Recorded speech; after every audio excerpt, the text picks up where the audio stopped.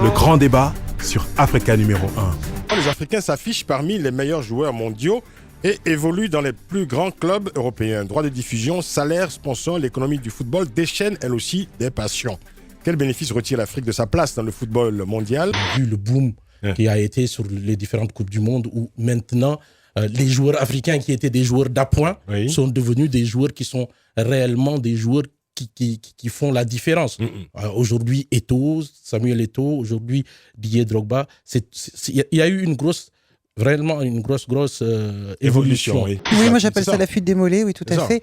Bon, je dirais que depuis les indépendances africaines, le football a connu un grand bouleversement en Afrique. C'est-à-dire qu'au départ, on avait le football comme élément de joie, de liesse et de bonheur dans les pays, une façon tout simplement de vivre. Je crois qu'au niveau de la gestion du football en particulier, je crois que la CAF doit renvoyer une autre image de l'Afrique.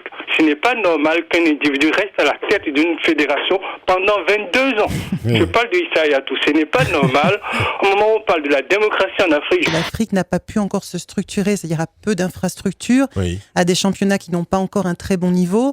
Les gouvernements ont du mal à avoir des politiques à long terme, continuent à moyen et à court terme, et surtout continuent, au lieu de bâtir des politiques sportives dans leur pays, de se tourner vers l'allié, on va dire, séculaire et historique, qui est la France. Est-ce que vous avez vu, un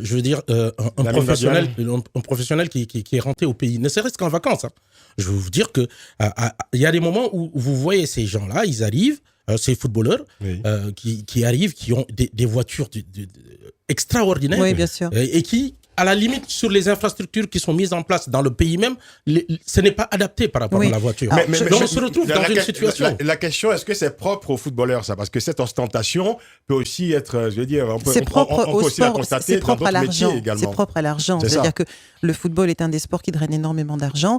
C'est pas simplement le jeune footballeur africain qui rentre chez lui qui a énormément de choses à montrer. Je veux dire, tous les footballeurs, on voit bien, c'est bling-bling, c'est les grosses chaînes, c'est les jeunes. On arrive dans un foot business qui est extrêmement ostentatoire. Alors, on peut quand même pas demander à un jeune africain qui a réussi de rentrer chez lui et puis de surtout pas montrer qu'il a gagné de l'argent. D'accord. Je constate effectivement que le football, le sport est devenu une industrie qui génère beaucoup d'argent. Et encore une fois, l'Afrique se fait voler. Donc, comme je disais, merci, un grand coup de chapeau à Marie qui a osé. Les professionnels qui ont réussi, avant d'être des professionnels qui ont réussi, ont été des jeunes footballeurs qui avaient envie de réussir et qui ont suivi un parcours, et c'est tout à fait normal. Et certains ont galéré. Et je dirais même, et la majorité a galéré. C'est-à-dire que effectivement, on va parler des Samuel Eto'o, des Drogba, des Kalou, des Touré, etc. Mais pour un Touré, un Kalou, c'est l'arbre qui cache la forêt de misère. On va avoir des milliers et des milliers de déroutes. Marie met vraiment en lumière dans son bouquin tout ce que vivent ces garçons, cette mauvaise communication qui est faite au niveau de l'Afrique et également les difficultés que nous rencontrons en tant qu'acteurs de terrain. À un moment donné, l'Afrique doit prendre en compte ses enfants. Ce sont des questions de fond. C'est une fierté. Enfin, qu'on regarde le sport africain apporte tellement en termes de médailles mondiales et internationales. Et il ne faut pas regarder qu'au niveau de l'Afrique. Venez voir dans l'équipe de France, dans les équipes de France. Aujourd'hui, nous constatons que l'Afrique est en marge de cette évolution, d'avoir de l'industrie du football, alors que nous avons déjà de la ressource humaine et que nous pouvons les transformer sur place et avoir de la valeur. Ce qui est certain, c'est que Larry Bosman a rendu ça de façon très, très fluide. C'est-à-dire que tout d'un coup, il était beaucoup plus simple d'aller chercher des jeunes en Afrique que d'aller chercher des gamins qui sortent de centres de formation en France qui vont coûter très cher. Il faut dire que les difficultés que nous rencontrons, c'est au niveau des préfectures, au niveau des garçons et au niveau de ces agents qui, à un moment donné, soi-disant agents qui disparaissent dans la nature avec les documents des gamins.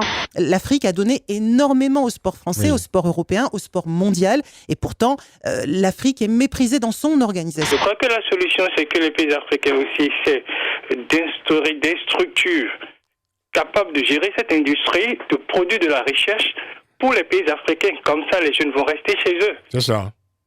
C'est valable pour beaucoup de domaines. Moi, je vais vous dire une chose, je crois que la Confédération africaine du football, quand Vava disait que j'allais pas me faire que des amis, ça va être le cas, sont des gens qui se laissent pousser le ventre tellement ils mangent bien. Voilà. Pour moi, c'est ça. Ce sont des gens qui sont pas capables d'être sur le terrain. Le but pour arriver dans ces instances, c'est à quel moment j'aurai ma place autour de la table, à quel moment je vais bien manger. Très bien. Mais je crois pas que ce soit des gens qui ont compris qu'ils sont là pour organiser, qu'ils doivent être surtout un exemple. Est-ce qu'on peut dire, naïvement, que la Coupe d'Afrique des Nations, c'est l'avenir du football africain?